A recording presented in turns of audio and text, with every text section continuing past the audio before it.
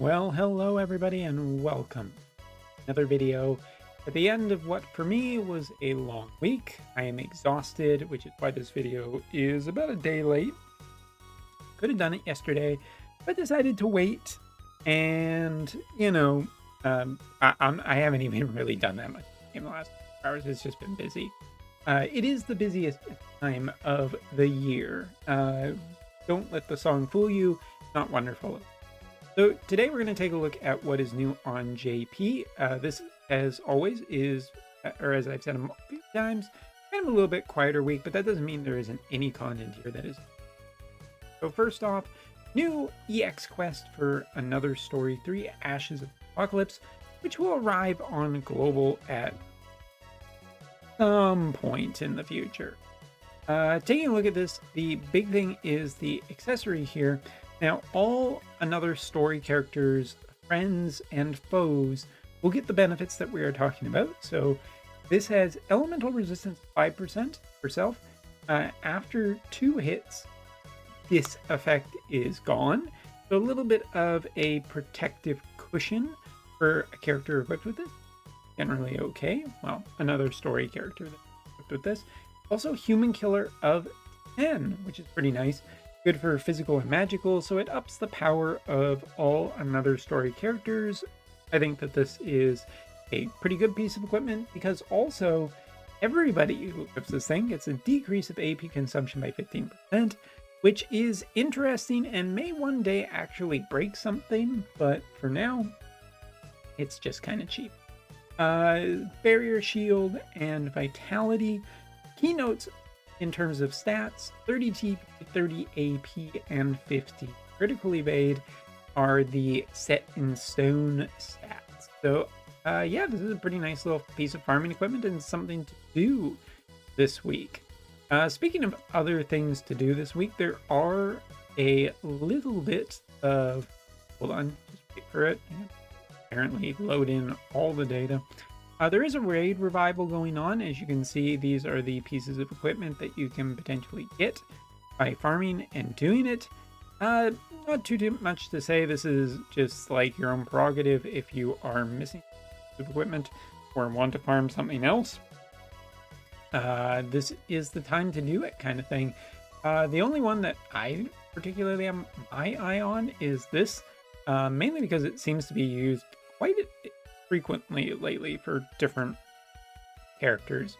I guess so. We covered 2 pieces of content. The only other thing, there is a story update. There's another story chapter. I haven't done it yet, so I can't even spoil anything for you. Apologies. And yeah, moving on. Next up is a vision card. The new vision card with the 2 brothers and the mom and dad. What a happy family. Nothing bad could ever happen to them, right? Right. Alright, so unit is getting magic resistance of 15%. That goes with 320 HP, 143 attack, 3 defense, and 53 dexterity.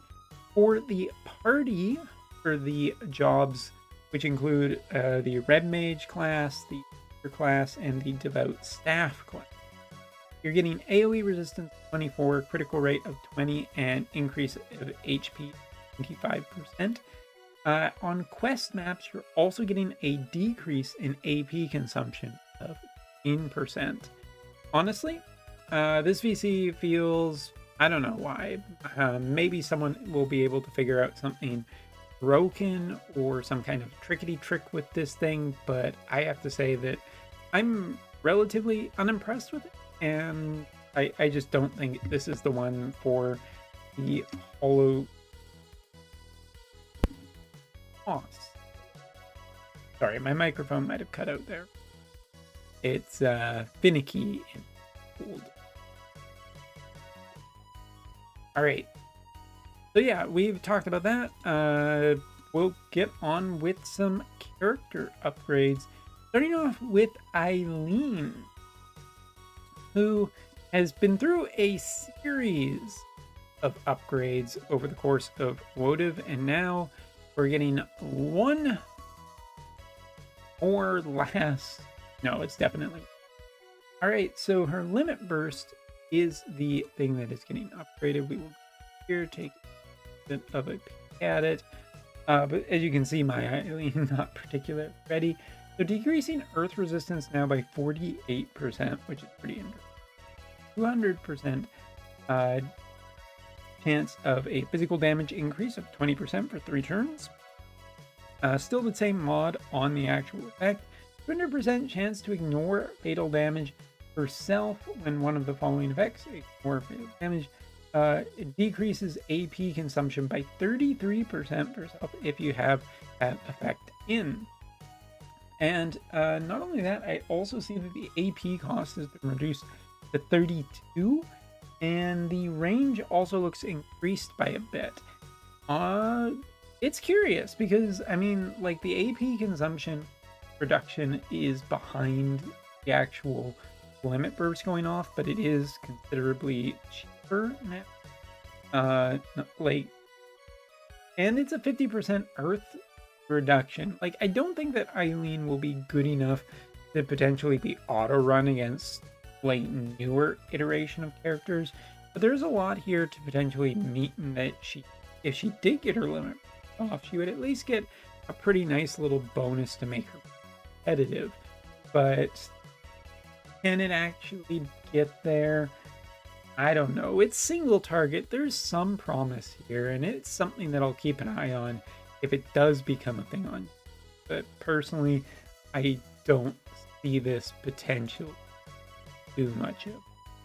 At least not initially. Someone's going to have to prove that a character can actually.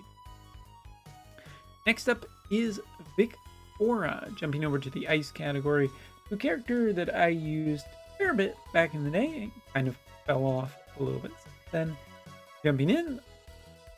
Alright, for limit burst range, not changed. Gone from 49 down to 34. Now, here's the big long list of shit. This is seriously a long. Here we go. Dispels all buffs for self, or debuffs, sorry, for self. Damage of 200%. It is now a 100% hit chance happening.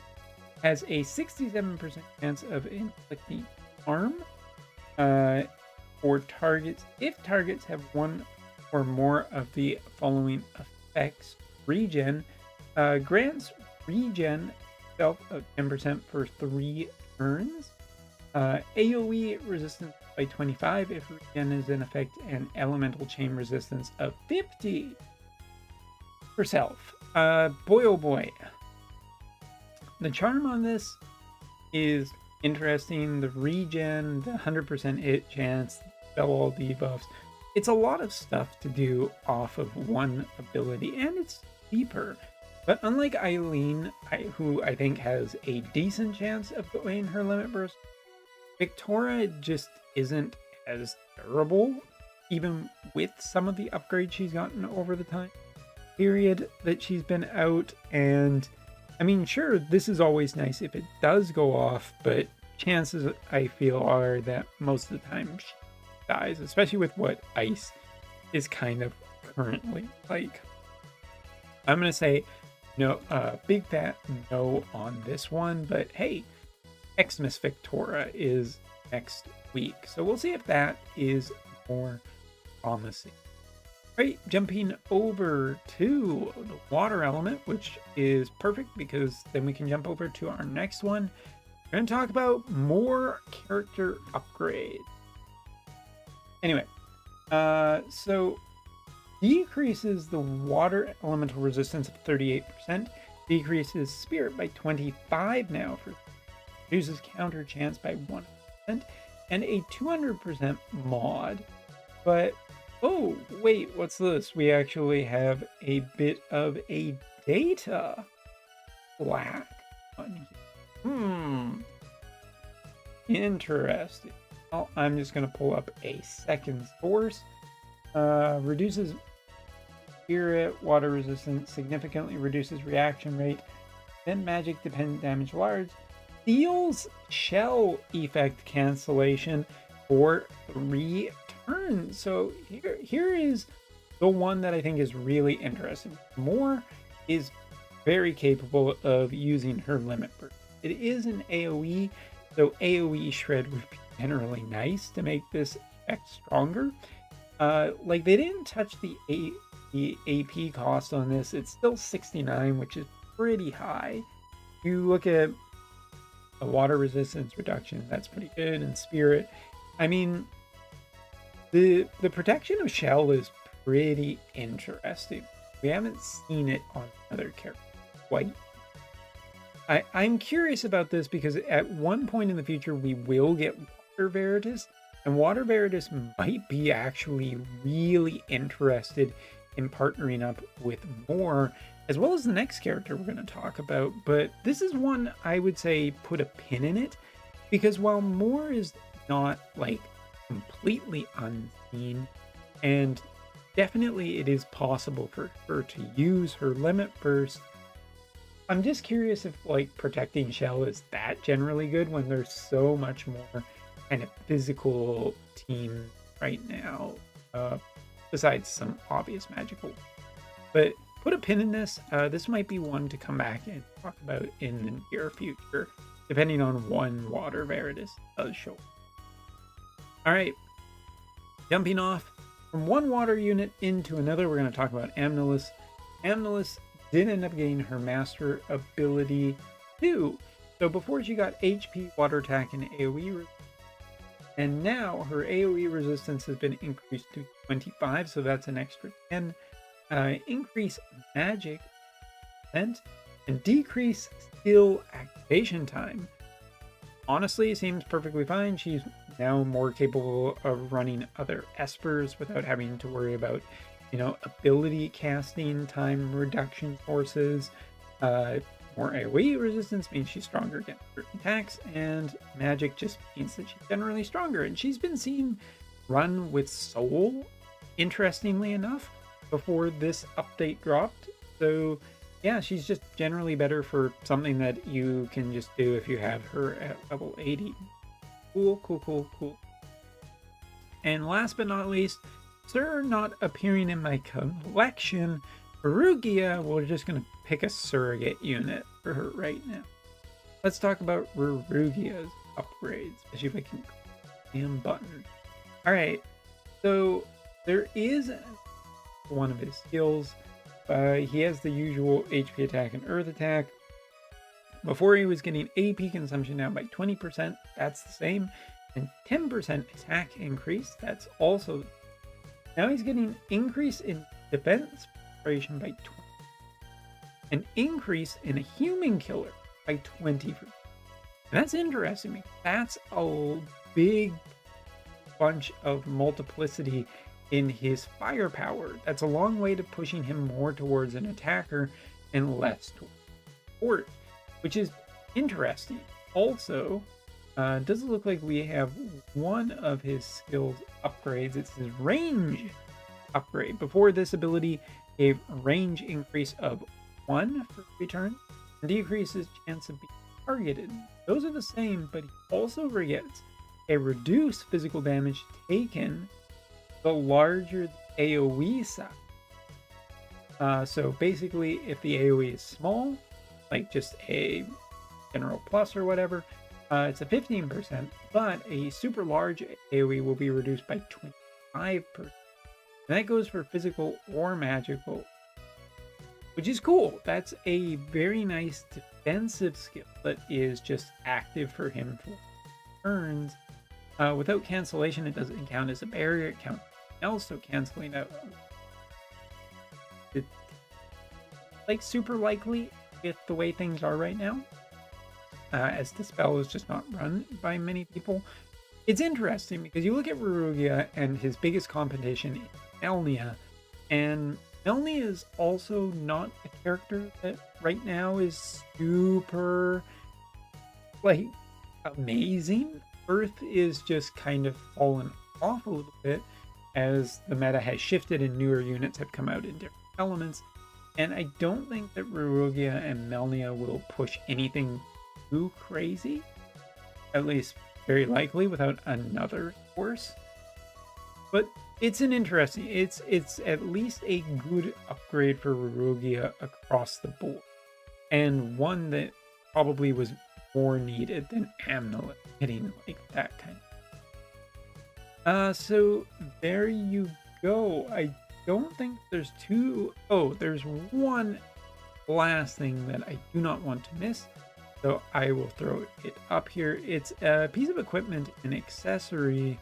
I'll see if I can't find it. I don't think I ever crafted up to a +5.